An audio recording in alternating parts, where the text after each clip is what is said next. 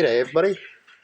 Now I've talked about before, if you go through a fear moment like on a motorbike, a stack or something like that, it's best to get back out there as soon as you can, otherwise your fear gets deeper, right? Which is what I've been into. I've had bad accidents, but it's best to get back into it before your fear kicks in and you don't want to do it again, right? As when you get back into it, as soon as you get back into it, you can heal because you'll realise it's a one-off thing, because they usually are accidents, right? Unless you was crap at something. But I'm talking about when you've done something for years and then you have a bad accident in it, like stacking a motorbike and stuff like that.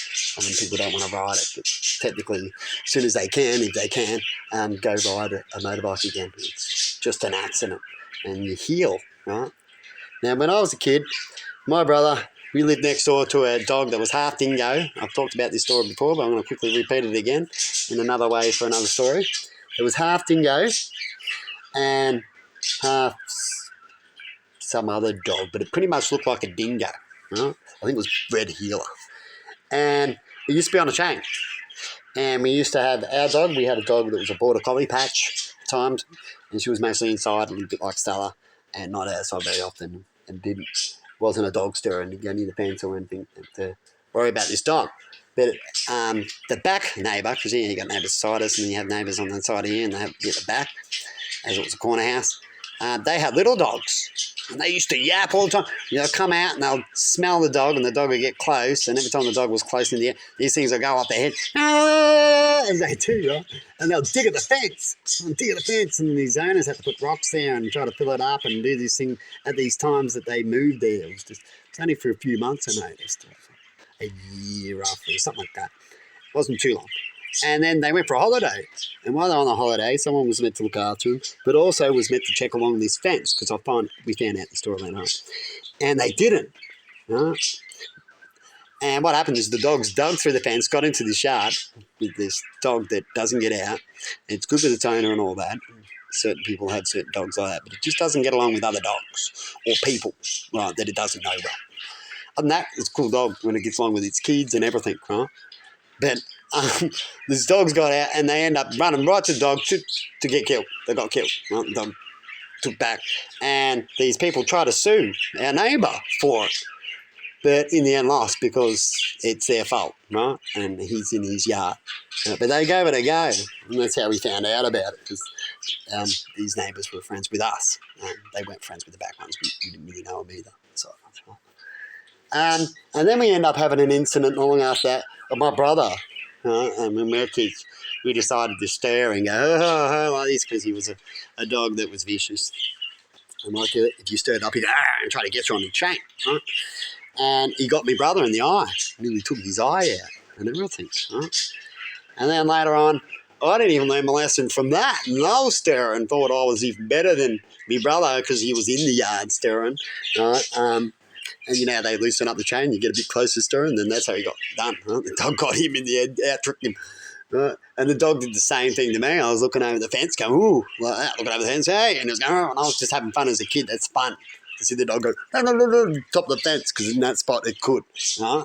Just get at the top, but it can't get over there. It can snap its mouth at the top of the fence. Right?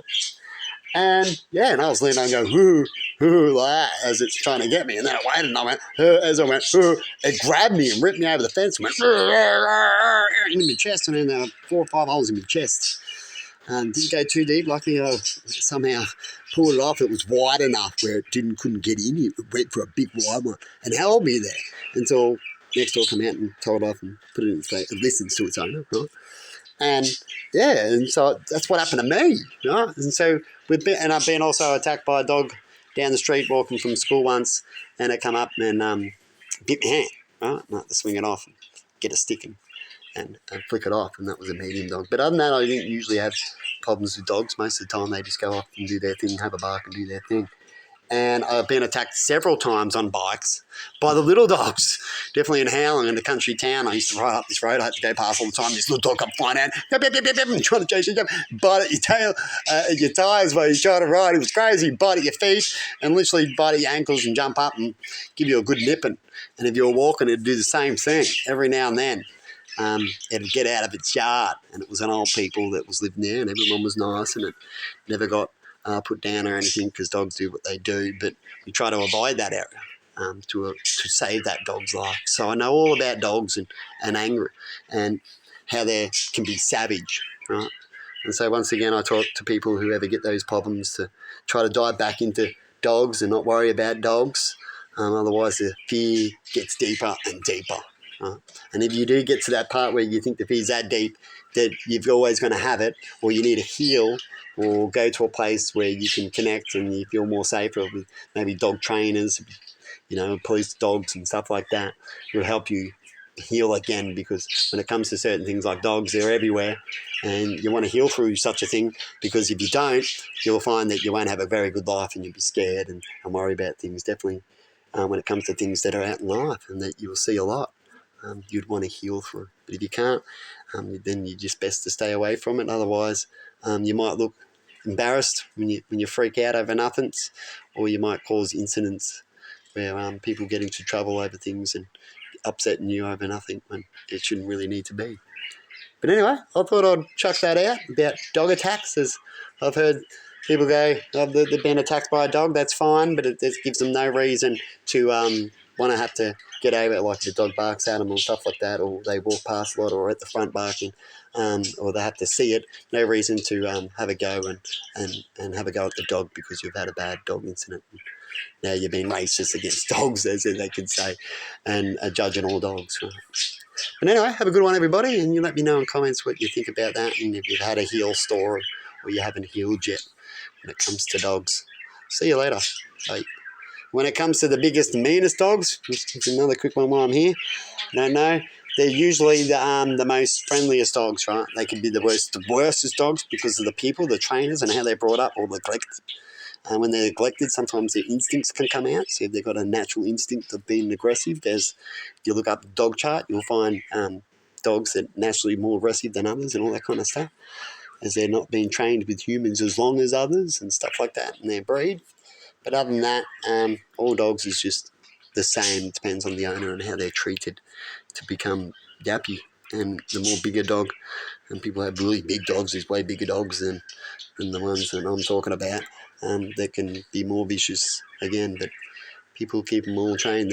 Usually the bigger the dog, the more friendly it is. Don't you think, Anna? Oh, hell yeah. Yeah. When it comes to dogs. A little dog bites me. Yeah, they're snappy and bite, yeah. And when it comes to the bigger ones, I've noticed real big ones, big fluffy ones and all that, and they've been looked after and loved like a normal dog, don't neglect and trained to be a fighter or anything like that. They're usually the best dogs than all the rest of them that everyone likes that looks cute. Right? They're more to snap when it comes to like Rottweilers and German Shepherds and stuff like that. They all snap just as much, or more likely just to snap. But anyway, have a good one, and see yous later.